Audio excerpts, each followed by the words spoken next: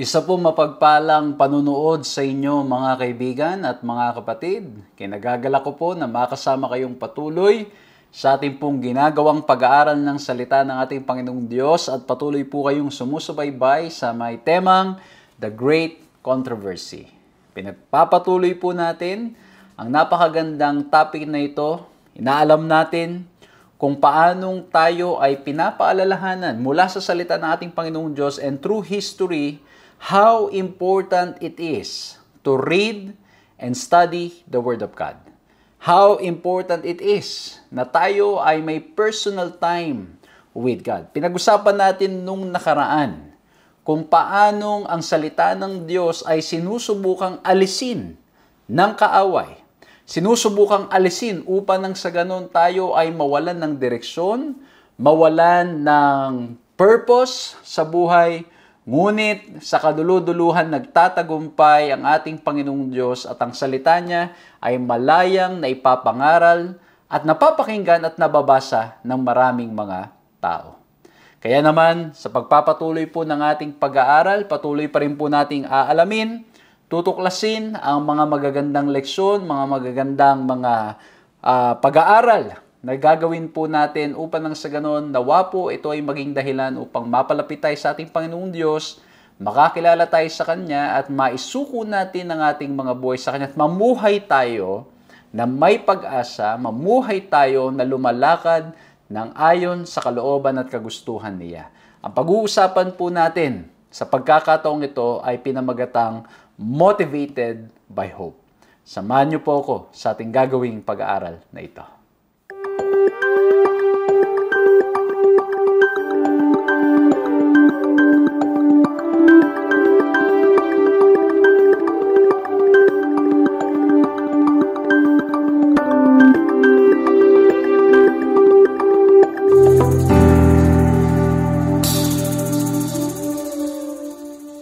Ako po si Pastor John Alexis Mercado at patuloy po kayong sumusubaybay sa paglilingkod na ipinagkakalob po sa inyo ng 3 Points Ministries. Napapanood din po tayo sa Hope Channel at nawa po kayo po ay patuloy na nakikinabang na bibless sa practical na pag-aaral na amin pong inihahatid sa inyo. Napakarami na pwede nating matutunan kung paano tayo ay mabubuhay ng may pag-asa. At sana po anuman ang pagsubok, anuman ang ating pinagdadaanan, anuman ang ating mga sitwasyon sa buhay, we are living with hope. We are living na tayo po ay may pananampalataya at tayo po'y lumalakad at naniniwala na tunay ngang sa ating Panginoon Jesucristo may pag-asa at hindi tayo dapat manghina o mawalan ng lakas ng loob. Kamusta kayo mga kaibigan ko at mga kapatid ko? Sana po ay nasa mabuting kalagayan kayo. Iniingatan, ginagabayan, pinagpapalat, sinasamahan ng ating Panginoong Diyos. Kung ito po ang unang pagkakataon na nakakasama namin kayo, please like, subscribe, hit the notification bell, pakipollow nyo po ang aming page para nang sa ganun po ay ma-notify po kayo sa mga pag-aaral namin pong inihahatid. Nawa po ay makatulong ito sa inyong journey, sa inyong pananampalataya, sa inyong paglakad, at sa inyong mga hinaharap na mga sitwasyon sa buhay. At kung kayo naman ay lagi na po namin kasama, at alam naman po namin na marami sa inyo ay talagang faithfully listening and studying with us, we are inviting you to please share the video para nang sa ganun mas marami pong makinabang at mas marami pong maparatingan ng pag-aaral na ito, especially for those people whom you think ay nawawalan na ng pag-asa, because we will be talking about motivated by hope. Alamin natin yung pag-asang ipinagkakaloob at ipinapahayag sa atin ng salita ng ating Panginoong Diyos. So please, let's share it. Those who are watching in their social media platforms, you can copy the link and share it to your friends, share it to your family, share it to your timeline, share it to the groups where you belong. at nawa po ay gamitin ng Panginoon upang makarating ang mabuting balitang ito mula sa salita niya at lalong higit mula sa ating Panginoong Hesukristo. At muli po gusto ko pong kunin ang pagkakataon na ito to once again say thank you very, very much sa lahat po ng mga kaibigan at mga kapatid na patuloy pong nananalangin at sumusuporta sa gawain pong ito, maging sa ating pong mga pag-iikot-ikot at pagpunta sa iba't ibang mga lugar na nagiging dahilan kung bakit naman marami po tayong nagagawang paglilingkod. Maraming salamat po sa inyong mga prayers, pag-support, pag-share ng inyong mga resources at nawa po'y patuloy pa kayong pagpalain, gabayan at samahan ng ating Panginoong Diyos at patuloy po namin kayong makapartner sa marami pang mga paglilingkod sa biyaya ng ating Panginoong Diyos. Muli po maraming salamat at patuloy po nawa nating itanyag at ipahayag ang mabuting balita sa salita ng ating Panginoong Diyos. Once again, thank you for your prayers and support. At sa pagpapatuloy po, inihiling ko po na tayo po ay sama-samang yumuko at tayo po ay lumapit sa ating Panginoong Diyos at hingin ang kanyang gabay at kapangyarihan upang maunawaan at maisabuhay natin ang ating mapag-aaralan ngayon. Let's bow our heads and let's pray. Ama po naming Diyos, dakil at makapangyarihan sa lahat, kami po ay nagpupuri at nagpapasalamat sapagkat narito po kami na mag-aaral, aalamin ang mga magagandang leksyon na gusto niyo pong iparating sa amin. Nawa po mahal na Diyos ang mga bagay na aming mga mapapakinggan, mga bagay na aming malalaman, ay makatulong upang mas lalo po kaming mapalapit sa inyo.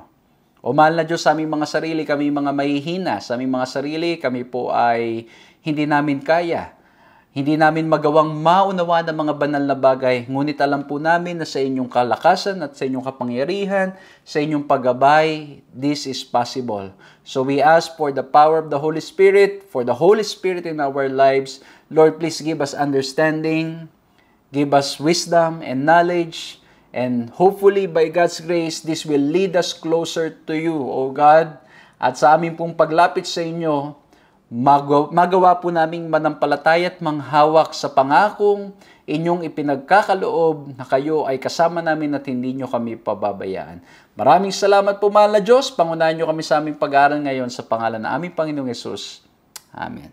Oras man na nakakasama namin kayo, it's our great joy na mapaglingkuran po kayo at patuloy po kayong nakikinig sa paglilingkod at pag-aaral na may temang The Great Controversy at ang topic po natin sa pagkakataong ito is Motivated by Hope. Titingnan po natin mula sa salita ng ating Panginoong Diyos in light of the Great Controversy theme at yung pinag-uusapan natin ng mga nakaraan, we've talked about the dark ages, we've talked about yung mga times that the Bible was being hidden, the Bible was being burned, the Bible, the Word of God is being neglected by a lot of people, and by God's grace, still, His words will prevail. It's triumphant. Ang salita natin, Panginoong Diyos, ay nananatiling naging available at ngayon ay nababasa natin, napag-aaralan natin, and hopefully, ito ay maging dahilan so that we will be motivated by hope. Ang ating pong key text is in Isaiah 25 verse 9, referring to the second coming or to the coming of Jesus or the coming of Christ. Ang sabi diyan, and it will be said in that day, behold, this is our God, we have waited for Him, and He will save us. This is the Lord, we have waited for Him, we will be glad and rejoice in His salvation. Ito pong text na ito madalas ay ginagamit natin in our exposition for the second coming of Christ. Although when we talk about Isaiah, mga kapatid, meron tayong tinatawag dyan na dual interpretation that it could be referring to something that's happening during their time, but the words that are used can also be used to refer to the second coming of Christ. Pero titingnan po natin dito, no, talagang may paghihintay na nangyayari. At ito ay talagang masagana at masayang paghihintay ng mga nananampalataya sa ating Panginoong Diyos because finally, the promise of salvation, we will fully experience it. Okay? Kaya po, ito yung magiging reaksyon ng mga taong tumanggap sa ating Panginoon Jesucristo. At again, in light of the Great Controversy theme, we're talking about the promise of the second coming of Jesus. Yung pangako niya na siya'y muling babalik. Well, He fulfilled His promise that He is coming for the first time, Jesus Christ. and then He promised that He is coming again. And so, as usual, allow me to share with you 3 points. Nawa po, ito ay maging madaling paraan para maunawaan natin, maisabuhay natin, maalala natin, at ma-share natin sa mga kaibigan at sa mga mahal natin sa buhay. At nawa po itong gagawin natin simpleng pag-aaral na ito ay makatulong po sa inyo at maging sa mga kaibigan ninyo. I will be dealing with this topic in a very practical and simple way. Marami pong mga pwedeng pag-aralan dito, especially when we talk about later yung mga figures na binibigay sa Book of Daniel. But I will not touch so much on all those details. Gusto ko pong tignan itong ating pag-aaral in the most practical way and see how it is relevant for us today. Okay? At again, 3 letter P. At nawa po'y mabless kayo. Number 1, the first letter P, ang linagay ko po dito, the promise. The promise of what? The promise that He is coming again. Okay? In light of the great controversy theme, tandaan po ninyo, when God created the heavens and the earth, it was peaceful, it was very good, but when sin entered, death, pain, suffering, and all of these problems started, mga kapatid, na nangyari. But the promise in the book of Revelation, and not just in the book of Revelation, all throughout the Bible, that Jesus is coming again, and finally, when He comes again for the second time, all of these problems, all of this pain that we are experiencing, it will come to an end. At ang pinakamagandang isa sa pinakamagandang text that points us to the coming again of our Lord and Savior Jesus Christ. Especially that we are living in this great controversy theme, or we are in this great controversy. Naramdam natin na ang kaaway ay tunay na hindi masaya. Tunay na nais niyang ilayo tayo sa ating Panginoong Diyos. Itong pag-asa, itong promise na siya'y babalik muli ay something that should motivate us to be hopeful even in times of difficulties, even if we are in this great controversy, or even if we are in this sinful world.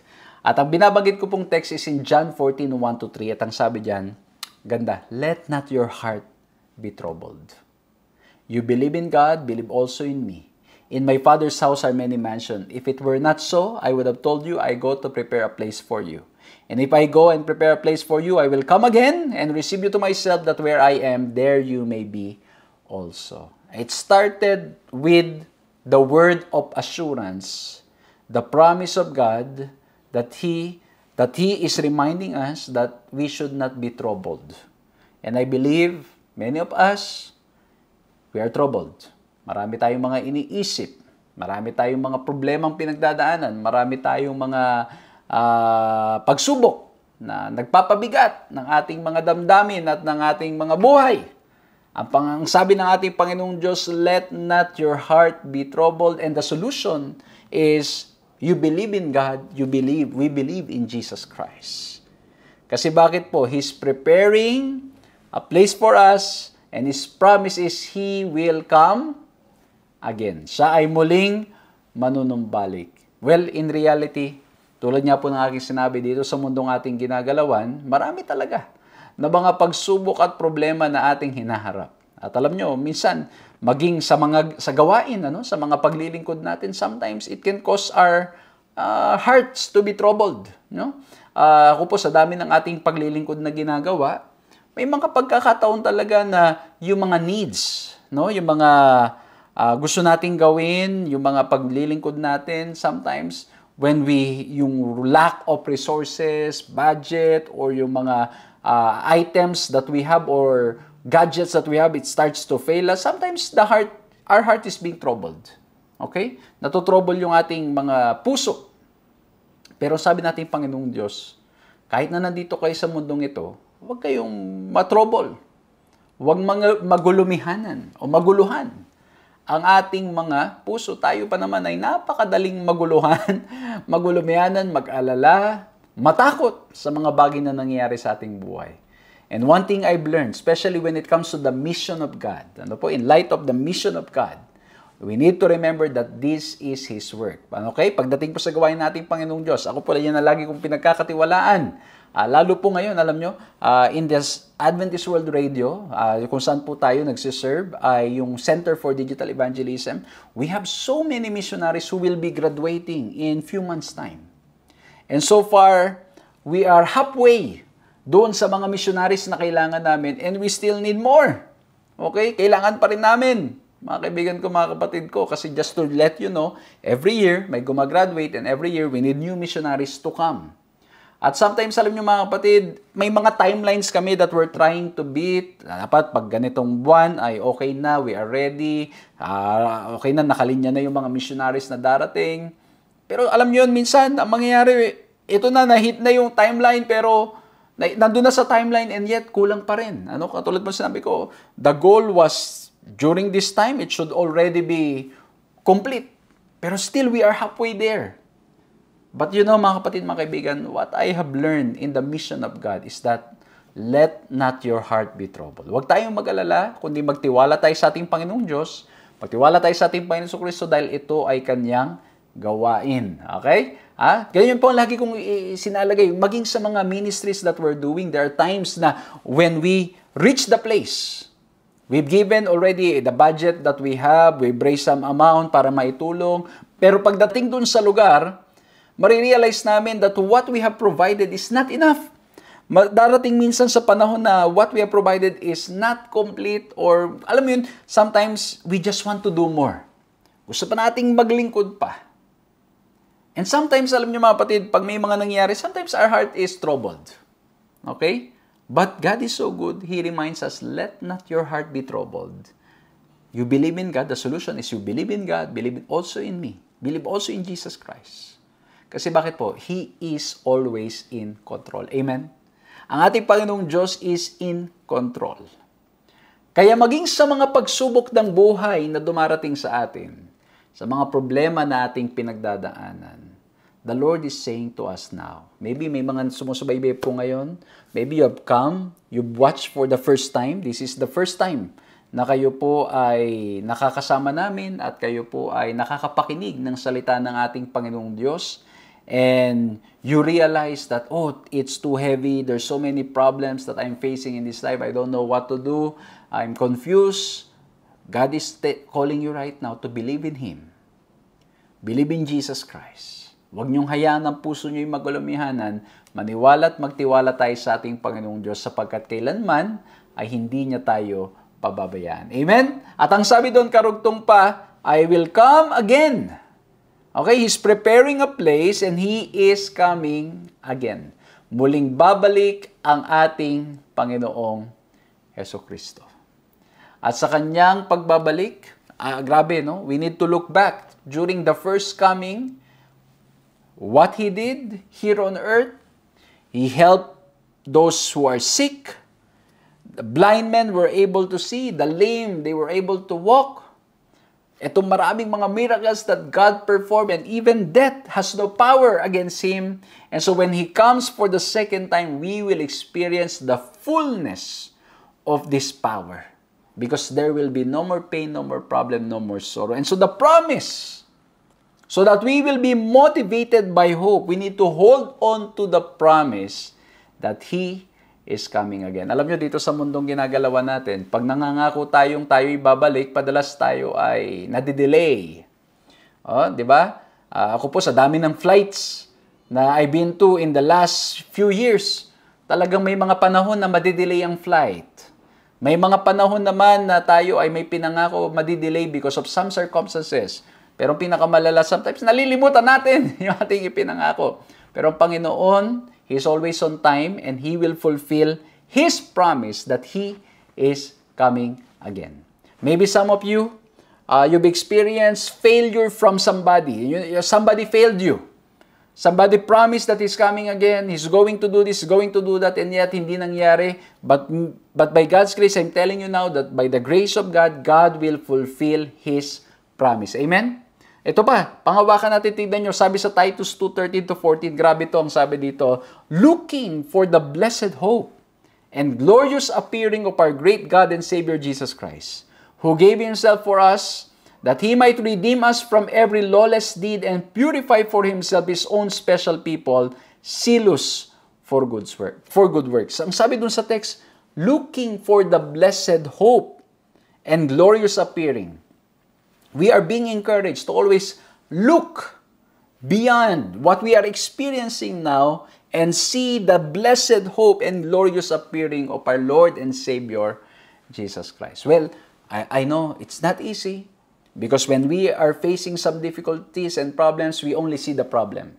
We're not able to see what's beyond. Hindi natin makita yung pangako ng Diyos, and sometimes we even tried to, or sometimes we even doubt the promises of God. Kasi bakit po sa bigat ng problema at ng ating mga pinagdadaanan? But one thing for sure, the one who promised is true and faithful.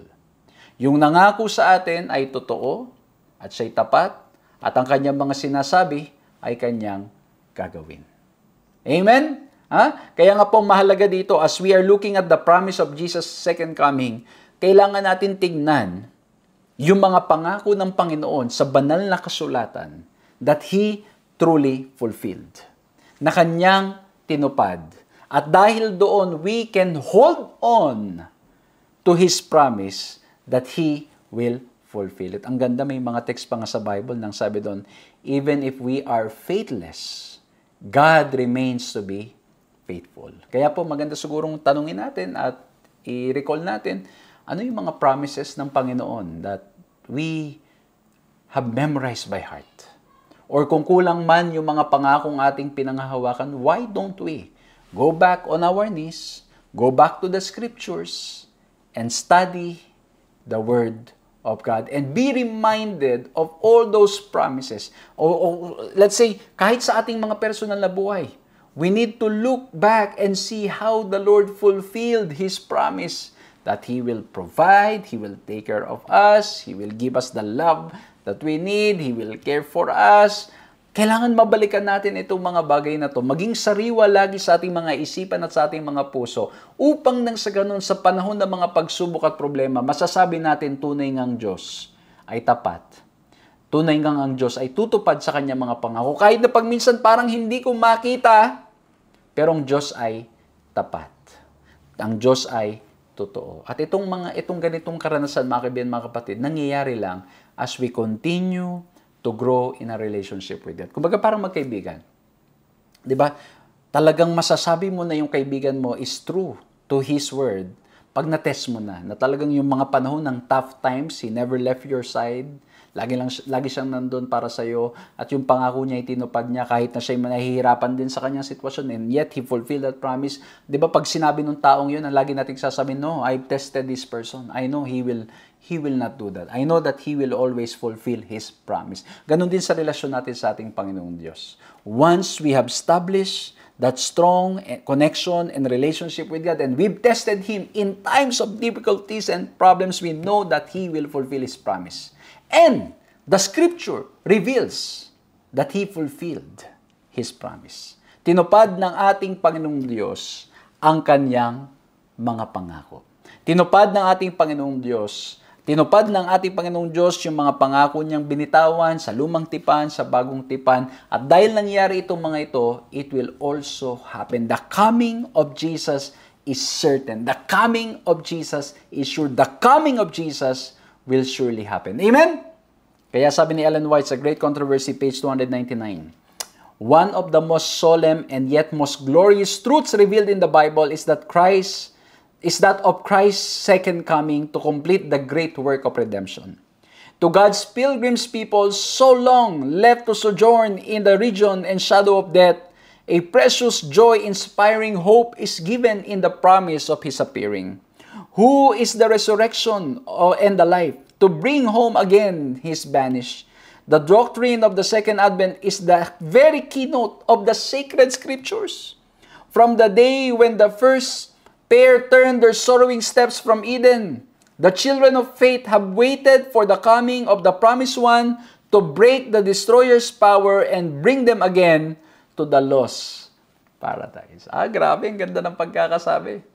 It is one of the major glorious truths revealed in the Bible that Jesus is coming again and all that He promised is true, and yung great work of redemption will finally be complete. So number one, mga kaibigan ko, mga kapatid ko, as we continue with our study, ngayon po, dito sa pinag-aaralan natin, we need to look at the word, the first letter P, the promise.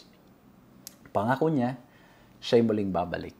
And connected to this, what other promises do we know by heart? Ano yung mga pangakong mapanghahawakan natin sa panahon ng mga pagsubok at sa panahon ng mga problema? Naalala ko po nung ako estudyante, may mga hardships tayong pinagdaanan. Hindi naging madali yung journey, especially during the second year. And I'm very thankful na na-meet po natin yung mga kapatid na ngayon po ay mga ninong-ninang natin sa wedding natin, na sila'y naging ginamit ng ating Panginoong Diyos para tayo makapagtapos ng pag-aaral. And if not because of them, I won't be here. If the Lord did not use them, I won't be here, mga kapatid ko, mga kaibigan ko. But, as I try to look back, naalala ko yung pangako sa banal na kasulatan. Yung nasa Philippians 4:19, nang sabi doon, God will supply all your needs according to His riches in glory in Christ Jesus. Meron pa sa Philippians ulit, sa 4:13, di ba? I can do all things through Christ who strengthens me. Tapos meron pang promise doon meron pang binitawang si David, ang sabi niya, I have been young and now I am old. Yet I have not seen the righteous man beg for bread. Grabe, naalala ko, pinanghawakan ko yan.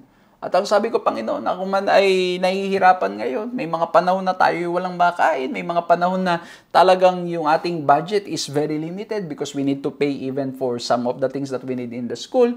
Pero Lord, you have never forsaken me.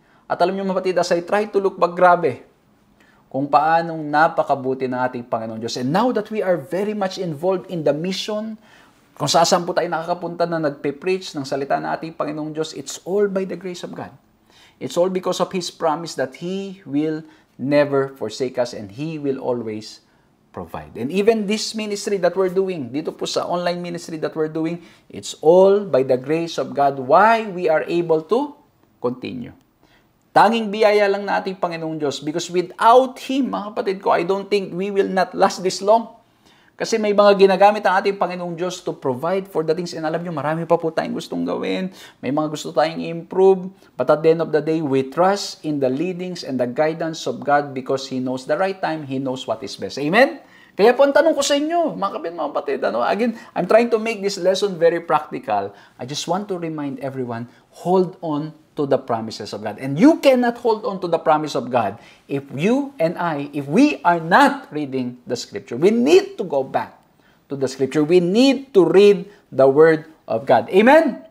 We need to read it daily. We need to read it regularly. There are times that we get tired, but please, by the grace of God, let's not miss. Tayo po, kahit ako minsan, mga kapatid, I'm guilty.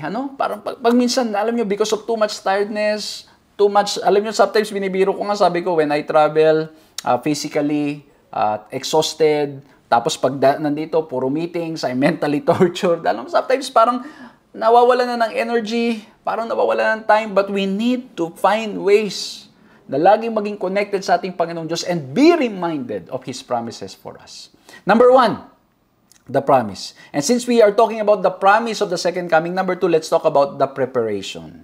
Sabi sa Matthew 24:30-31, Then the sign of the Son of Man will appear in heaven, and then all the tribes of the earth will mourn, and they will see the Son of Man coming on the clouds of heaven with power and great glory, and He will send His angel with a great sound of trumpet, and they will gather together His elect from the four winds, from one end of the heaven to the earth. Ang gusto ko pong bigyan ng pansin dito, mapapansin nyo po, bakit po the preparation, yung second point natin? Kasi bakit may bine-mention dito, He will gather together His elect. Ito mga kaibigan, mga kapatid, it is not by accident that these people will be gathered. Why they were chosen, why they were considered elect. It is because they prepared for the second coming of Jesus. And how did they prepare for the second coming of Jesus? Of course, mga kapatid, as we always emphasize, in our preparation, we need to continue to have faith in Jesus and grow in our relationship with Him. Why?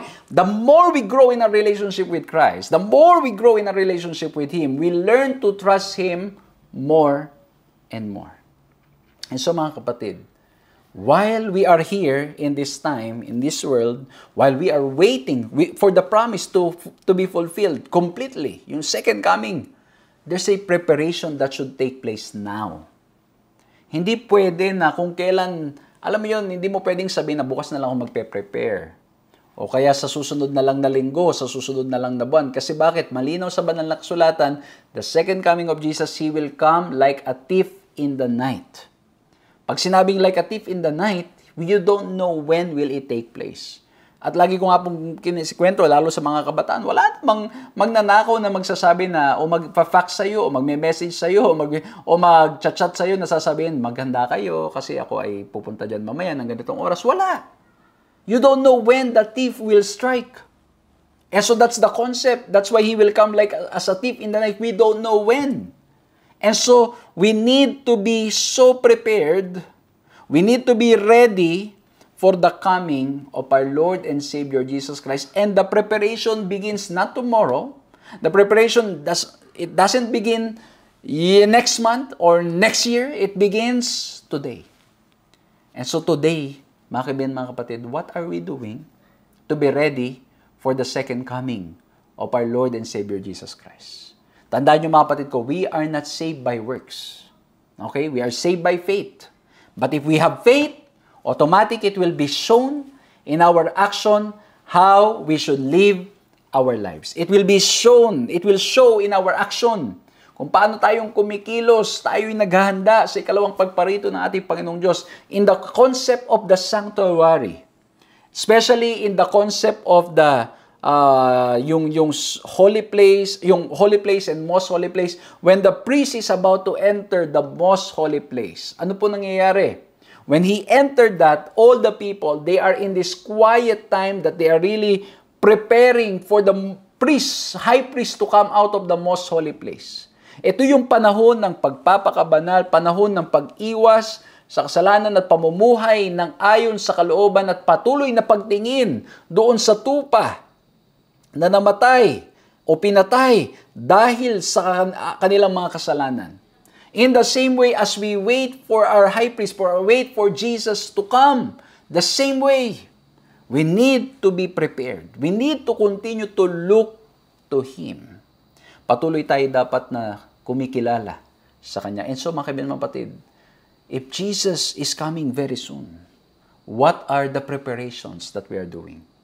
How prepared are we?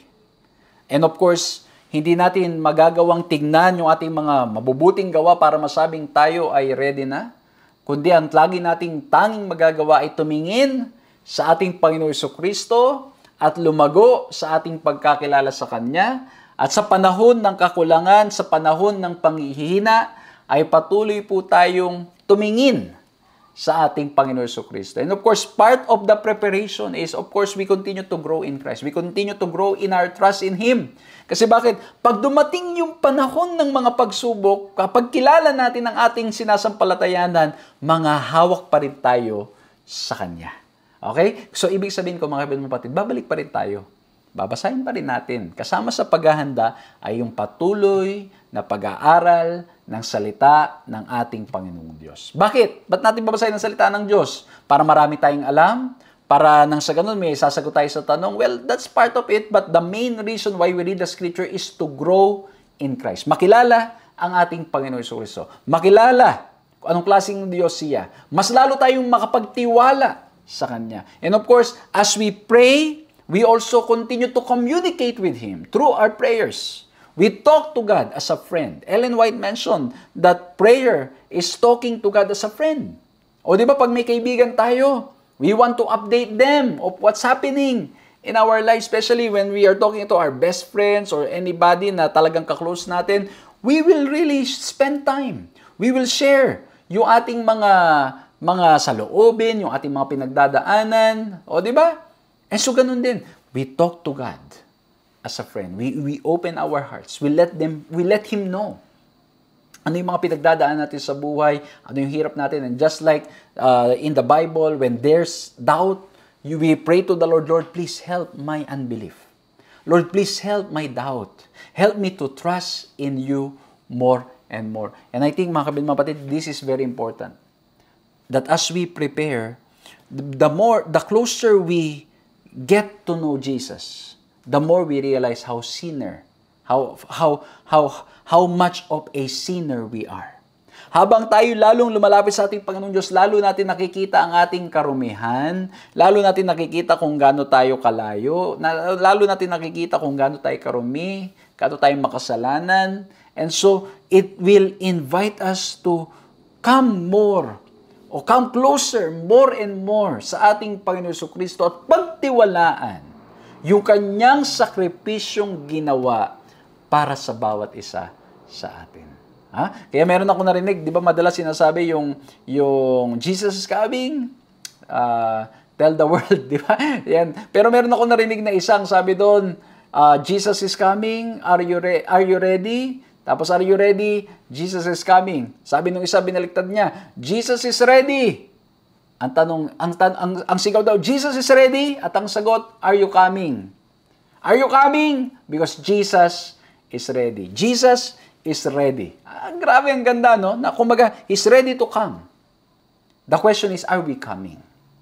And we should not come tomorrow. We should not come the next week, the next month. We should come today. And so if you're listening for the first time, or maybe some of you have been listening to this study for so long, but you have not fully given your life to Jesus, you have not fully surrendered your life to Jesus, the time is now, my friend. Kaibigan, kapatid, ngayon ang panahon. Isuko natin ang ating buhay sa ating Panginoong Diyos. Tanggapin natin siya bilang ating tagapagligtas. Ibigay natin ang ating buong puso sa Kanya. This is the preparation that we can do today. Sabi ni Ellen White, ano daw ang maibibigay natin sa ating Panginoong Diyos? Ang maibibigay natin ay ang ating mga pusong makasalanan upang linisin, baguhin, at linisin ng ating Panginoong Hesukristo. This is the time to give your heart to the Lord. This is the time because Jesus is coming very soon. If you look at Matthew 24, the signs are fulfilling. The signs are being fulfilled. The book of Revelation, when we study it, nagpapakita rin darating ng muli ang ating Panginoong Hesukristo.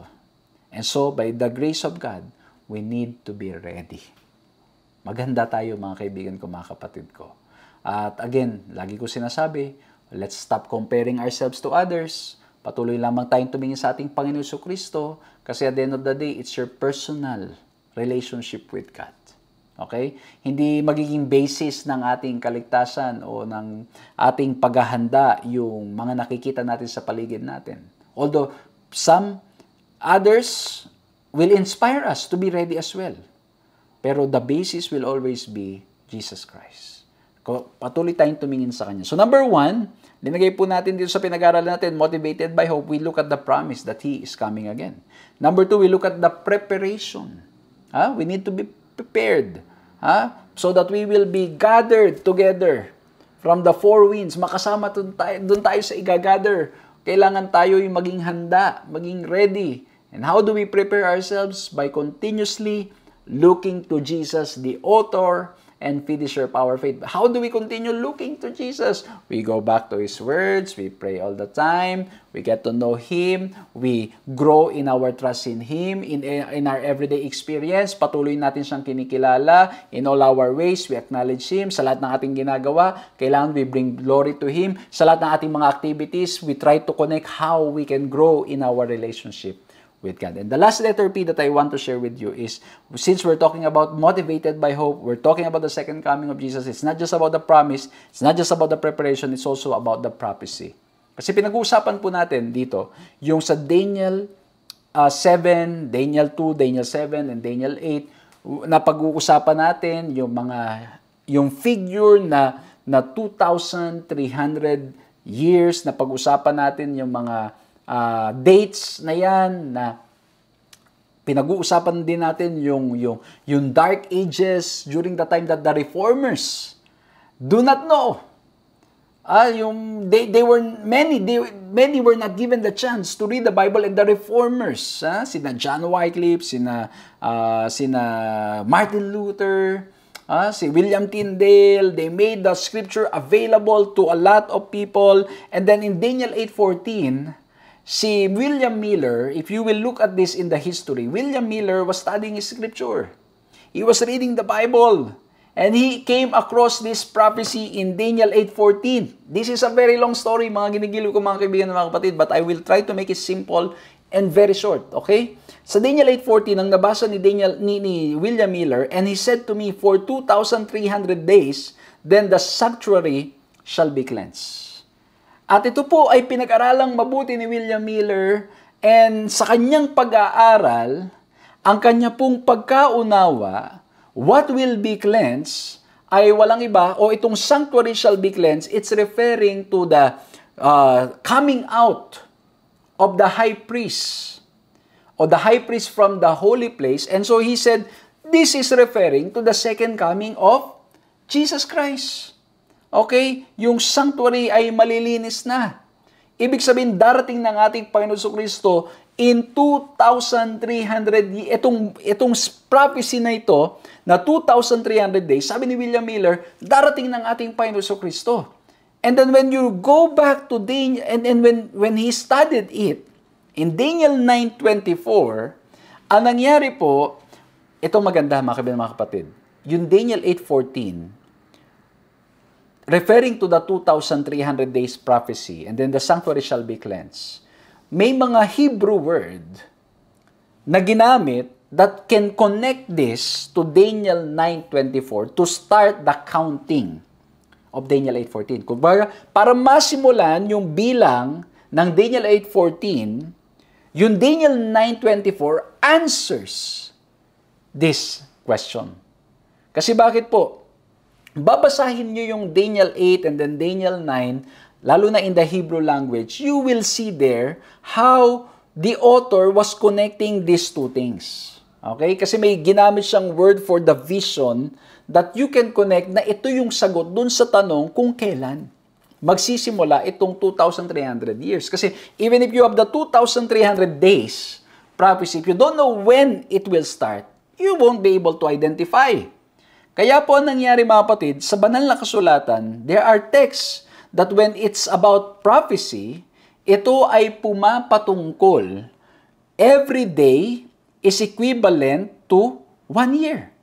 So ibig sabihin, itong 2,300 days is referring to 2,300 years. But the question is, when will it start? And Daniel 8 o Daniel 9:24 answers this question. At ito yung pinag-aralan ng mabuti ni William Miller. Ang sabi sa Daniel 9:24, 70 weeks are determined for your people and for your holy city, to finish the transgression, to make an end of sin, to make reconciliation of iniquity, to bring in everlasting righteousness, to seal up vision and prophecy, and to anoint the most holy. At nung pinag-aralang mabuti ito ni William Miller, itong 70 years is referring to the 490 years prophecy ngayon. 490 years, kasi 70 weeks, 490 years. At nung pinag-aralan, kailan ba nagkaroon ng decree? At nung pinag-usapan at pinag-aralang mabuti, mga kaibigan kapatid, again, I'm trying to make this very simple, in 457 BC, 457 BC, ang nangyari po, meron pong command to build up. Mag-build up. At ang nangyari mga kapatid, to make the long story short, honestly, this is a very long study kasi dito po ma-identify din natin yung anointing of the Messiah, which is, or the anointed one, or the name Messiah or anointed. Makikita rin po natin that it happened in AD 27. It's also here in Daniel 9:24 to 27. And then yung AD 31 na in the middle of the week, ang ating Panginoon Kristo will be crucified. Then AD 34, the gospel will be preached. Yung message will go not just to the Jews, but most especially to the Gentile. And so, in 457 BC, si King Artaxerxes, the king of Persia, made the decree to rebuild Jerusalem and restore the temple worship services. At ang nangyari mga kapatid, ay by the grace of God, when we start counting from 457 BC, and tuloy-tuloy po, to make this long story short, kasi bakit po, again, mahabang pag-aaral ito, it will lead to 1844. At ang sabi ni William Miller, 1844 will be the coming of Jesus. 1844. Well, maraming naniwala, because of the studies that he made, many believe, and it was considered as the great disappointment. Bakit po? Kasi no one came. Hindi pa yun yung second coming. I don't know how they missed the text that Jesus will come as a thief in the night.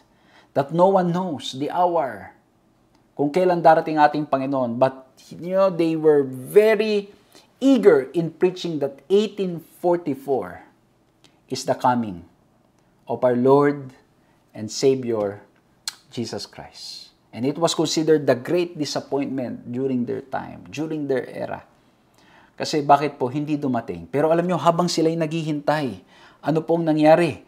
Ang nangyari doon, mga ginigilo ng mga kaibigan, mga kapatid, ay they were really selling their properties. They believed that we need to preach the Word of God. Kaya lang po mga kapatid, ang nangyari, they made the wrong interpretation of the text. Kasi bakit po?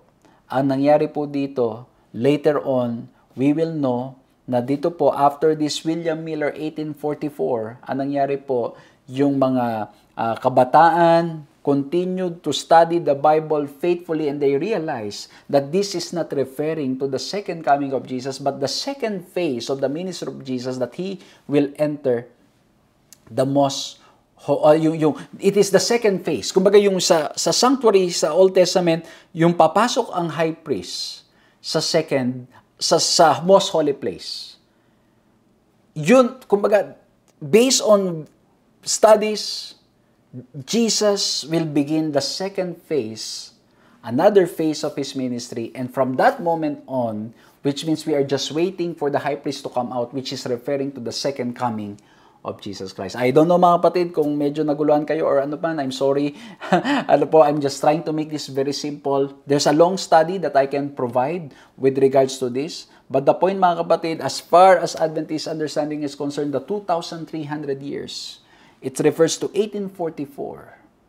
William Miller, nag-aral siya. Akala niya this is the second coming of Jesus. But later on, because of the continuous study of the Word of God, they realized that it was not referring to the second coming of Jesus Christ. So although it's the great disappointment, consider the great disappointment, it also shows us na sa ating paghihintay sa pagdating ng ating Panginoong Jesucristo, we need to be so ready. And not only that, the prophecies are true. Many of the prophecies in the Bible pertaining to the first coming of Jesus Christ, it really happened. And we are sure that the prophecies about the second coming of Jesus, it will come true. At ang nakakatuwa, pag pinag-aralan nyo pa po yung Revelation, mababasa nyo rin po doon yung prophecy na kung saan ay itong great disappointment will really happen. Meron yan, yung scroll will be eaten, it will be sweet to the mouth but bitter to the stomach. This could be referring to that great disappointment experience, which means pag pinag-aralan natin, kinonect natin ng Daniel and Revelation, wow! It shows us na itong mga bagay nito ay tunay nga na mangyayari. Mga kaibigan, mga kapatid, the point that I'm trying to say, yung correct understanding of prophetic symbolism is so important for our faith because it shows that God will fulfill His promise. He fulfilled His promise and He will continue to fulfill His promise. And if many of the prophecies were fulfilled, for sure, the promise of His second coming, it will surely happen. Kaya mga kapatid, mga kaibigan, and since the prophecy, there's the promise, there's the preparation, and there's the prophecy that tells us that His words are true, ito ay nawa mag-motivate sa atin na mamuhay ng may pag-asa sa buhay na ito. Na kahit na may mga problema, kahit na may mga pagsubok tayong hinaharap, makapangahahawak tayo na ang Diyos ay totoo, ang Diyos ay nagmamahal sa atin, ang Diyos ay si Jesus Christ, ang Diyos. God loves us so much and Jesus is coming again so that we can fully experience yung kanyang pangako we will now experience the completeness of His salvation that He promised to all of us. Nawa po'y na-bless kayo at anumang problema, pagsubok na pinagdadaanan nyo, mga ginigilo ng mga kaibigan, mga kapatid ko, ay panghawakan po natin ang ating Panginoong Diyos na nangakong siya'y muling babalik, maging dahilan na bawat araw maging masaya tayo, bawat araw we will look beyond and we will be motivated by hope because He is coming again. Let's bow our heads and let's pray. Maraming salamat, mahal na Diyos, sa aming napag-aralan po ngayon at nawa po ang mga bagay na aming natutunan ay makatulong upang mamuhay kami ng may pananampalataya sa inyo. Mahal na Diyos, sa mga panahong ito na may mga pagsubok sa buhay, tumataas ang mga gastusin, tumataas ang mga presyo ng mga basic needs sa buhay. Madalas, Panginoon, kami nanghihina, nawawalan ng pag-asa, ngunit tulungan niyo po kami na laging panghawakan ng inyong pangakong kayo'y muling babalik at dahil dyan, maari kaming mamuhay ng may pag-asa sa buhay na ito. O mahal na Diyos, tulungan niyo po kami sa mga panahon ng aming pagdududa. Tulungan niyo po kami sa mga panahong parang hindi kami makapaniwala. Ngunit salamat, Panginoon, ng salita niyo ay totoo, ito'y nangyari at patuloy ninyong gagawin at mangyayari. Salamat, mahal na Diyos, patawarin kami sa aming mga kasalanan, pagpalain niyo po mga kaibigan at mga kapatid na nakasama namin sa pag-aaral na ito at nawa po'y patuloy kaming lahat na lumago sa pagkakilala sa inyo. Maraming salamat, Panginoon, sa pangalan ni Jesus. Amen. Maraming salamat po sa inyong ginawang pagsama sa ating programang ito at nawa po'y na-bless kayo, nawa po'y nakinabang kayo, at nawa po ang pag-ibig ng ating Panginoong Diyos ang inyong naranasan. At patuloy ko po kayong inaanyahan to share this program para po nang sa ganun, mas marami pa pong makinabang sa pag-aaral natin. And please, let's continue to pray for each other. Please pray for us as we will again engage not just in this digital ministry, digital platforms na naglilingkod tayo, but as we engage more into physical face-to-face ministries, please continue to pray for us. At marami pa po tayong mga gustong gawin na mga paglilingkod, and it's only by the grace of God. At maraming salamat po sa mga nagbe-pray at nagsusupport to make this possible. Muli po, maraming salamat. Magkita-kita po tayong muli sa susunod na pag-aaral. May the Lord bless all of you.